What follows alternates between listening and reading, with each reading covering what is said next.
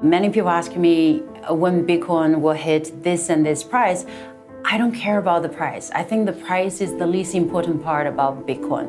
You could call them bubbles, you could call them, irrational exuberance, like other people call it. And so you could compare the time that we're in right now to the late 90s. Will my children, will they think that in order for their money to be secure, in order for them to trade and exchange and have savings accounts, there is even the need and existence of a bank? The cryptocurrency jumped on the news, reaching an all-time high of more than $6,400. This is backed purely by a belief. This is the biggest thing to happen in mankind, and it doesn't mean that we don't... The world has been absolutely captivated by the drama of Bitcoin's meteoric rise and subsequent collapse. In December, the price of a single Bitcoin reached nearly $20,000. By early February 2018, that price had dropped to below $6,000, prompting the economist Nouriel Roubini to tweet, "The mother of all bubbles and biggest bubble in human history comes down crashing." A few days later, Roubini tweeted again, this time more ominously, predicting that Bitcoin's price would continue to drop until it hit zero. In the same week, the digital currency was dealt another serious blow when the general manager of the Bank for International Settlements likened the mania around Bitcoin to a combination of a bubble, a Ponzi scheme, and an environmental disaster. Even before it lost nearly two-thirds of its peak value, Nobel Prize-winning economist Robert Shiller may not have gone as far as sounding the death knell for the cryptocurrency, but he did express a fair share of skepticism. I tend to think of Bitcoin as an experiment. It's an interesting experiment. It's not a permanent feature of our lives. What Shiller did do, however, was point to Bitcoin's underlying tech, blockchain, as the deserved focus of our attention. We're overemphasizing Bitcoin. We should broaden it out to blockchain, which will have other applications. If doomsayers are correct, and the preeminent cryptocurrency is on the brink of collapse, what, if anything, will be its legacy? What becomes of, say, blockchain? But before we get ahead of ourselves, what is blockchain? Blockchain is a database, decentralized database. It's immutable, which means the information in blockchain is permanent. It's a database of all of us. It's a way to build a system of record with nobody acting as God in the center of that system. So we can build cooperative networks and cooperative applications on top. One of those things we can build is a cryptocurrency. There isn't a Bitcoin Inc. CEO. There isn't a Bitcoin headquarters somewhere. There's no one controlling as a company, as a centralized institution for Bitcoin, but it's completely decentralized. We've gotten really good in Silicon Valley and in the internet community at building databases and web servers and things that allowed us to build big central services.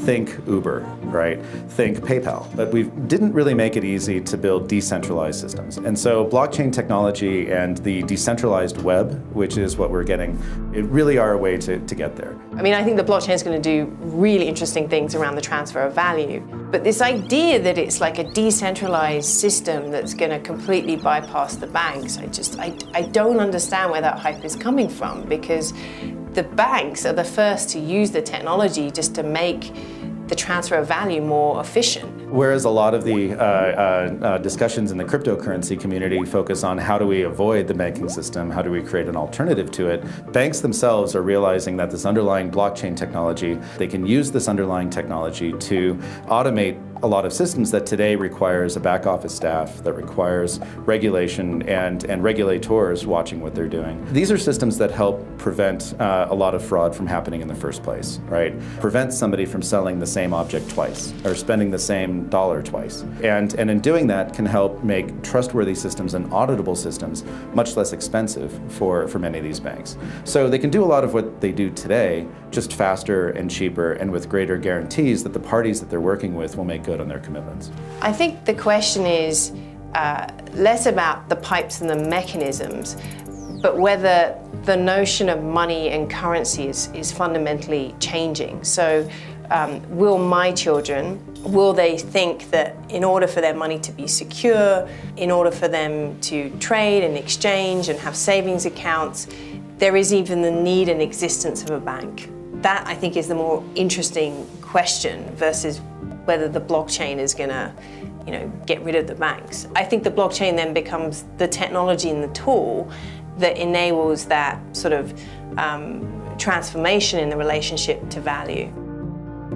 While few banks are likely to endorse the exchange of digital currencies, many are waking up to the possibilities of blockchain.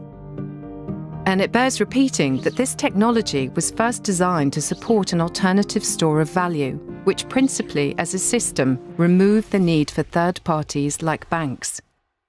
If you see an erosion of trust, say in financial institutions or banks, how does that create some kind of vacuum that then gives the space for alternatives to rise up, where people become more receptive to taking a risk in something new, placing their faith in something new.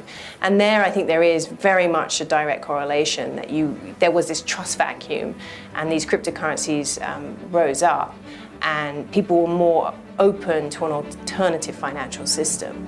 I think whether we're talking about cryptocurrencies or we're talking about the underlying technology of blockchain technology, it really is about trust. I could give you any example where you could deploy a blockchain and you would say, but couldn't you do that with a centralized system? Wouldn't it be faster? Wouldn't it be cheaper? And the answer is always yes. It'll always be faster and cheaper to do something centralized. But we don't do that because we don't want to have to trust that entity at the center, right? Bitcoin would work tremendously well if there was just a Bitcoin bank and all of us had accounts in and out. But the whole point of doing a cryptocurrency like that is to decentralize that. So this is a protocol for reestablishing trust in digital systems. We're at a moment where people are losing trust. Trust in institutions, trust in government, trust in whole professions like banking and lawyers and such. And we need our technologies to help give us a bit of that back. Give us what we had when we knew the people that we did business with face to face. For a very long period of history, we have largely been dependent on institutional trust. Trust flows upwards to experts and regulators and CEOs and political leaders, and the trust really flows through institutions.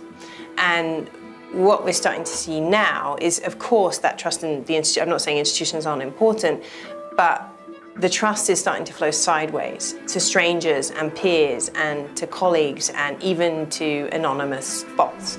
And what worries me about that is then we become in this very dangerous cycle of who is responsible and where does accountability lie.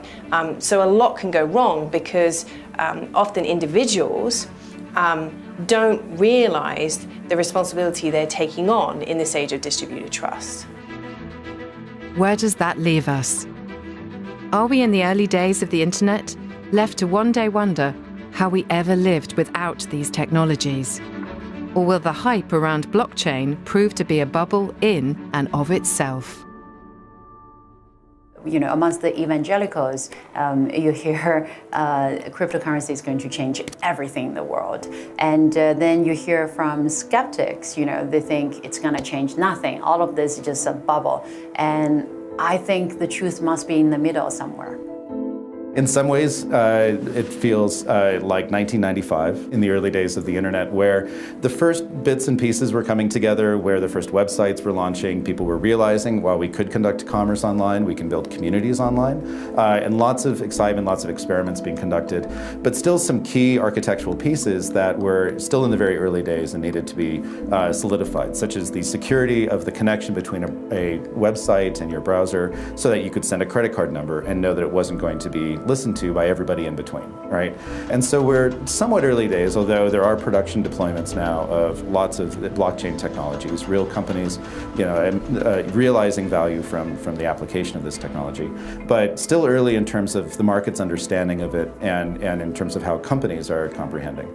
There's a lot of excitement, and I think we're in a time where these kinds of cycles get so compressed compared to 20 years ago that this duality is pretty understandable. It needs a whole new kind of social safety net. So I think this is, people worry about the future of work. I worry about independent contractors on platforms.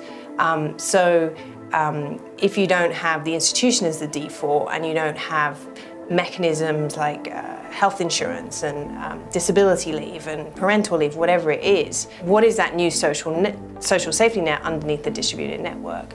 But the real issue, like whatever the manifestation is, the real issue is an issue of accountability.